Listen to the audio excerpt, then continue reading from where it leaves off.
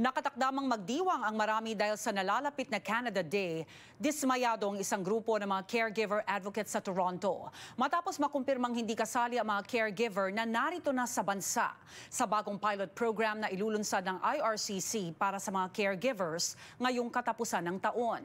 Kaya isang petisyon ang inihain nila para sa Immigration Minister. Sa report ni Kisha Balatbat.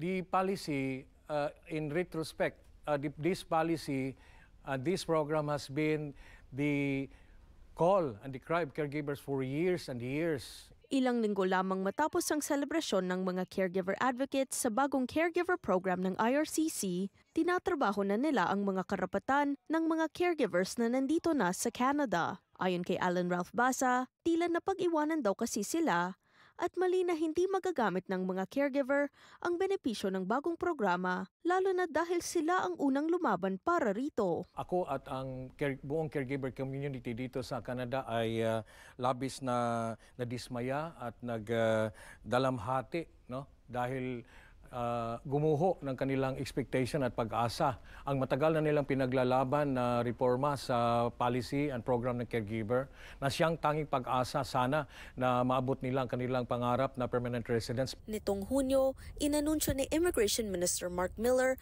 ang bagong caregiver program na ipapatupad sa fall, kung saan bibigyan na ng permanent residence ang mga eligible caregivers pagpasok sa Canada. Ipinababa rin ang language requirement mula level 5 sa level 4 para sa programang ito. We keep inviting caregivers to go inside Canada, and we just open doors and floodgates of exodus of caregivers coming here. Even there are caregivers here that needs to be whose problems and concerns need to be addressed. Pero ayon kay Basa, dismayado ang maraming caregiver na narito na sa Canada dahil sa balitang ito. Isang petisyon ang ipinadala ng grupo kay Immigration Minister Mark Miller. Itinuturing daw nilang diskriminasyon na hindi kasama ang mga dati ng caregiver sa mga bagong programa. Itong petition na aming binigay kay Minister Miller, which I called a preemptive petition, ay naglalaman ng panawagan para kay Minister Miller upang ayusin, baguhin at iwasto ang napakalaking pagkakamali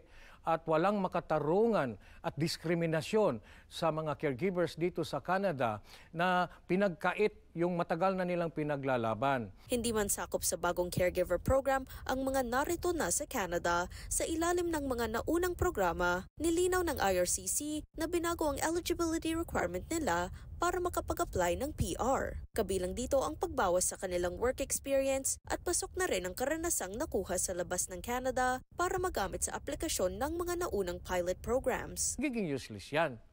It's just putting a pot of gold across the river and that's yours, but there are a lot of crocodiles. It's illusionary, right? We do have a lot of people that are in the system, and so there is some work that we need to do on our end to make sure the current people that are there are treated fairly within the programs that were already existing. If Immigration Minister Miller or Immigration Canada come up with a program, it should apply to all or none at all. Because if it discriminates one, then that program become an unjust, unfair, discriminatory program. Inaasahan ni Basa bago simula ng mga bagong programa na nakatakda sa late 2024 at early 2025, may sasama ring matulungan ang mga naunang caregivers dito sa Canada. Kisha Balatbat, Omni News, Toronto.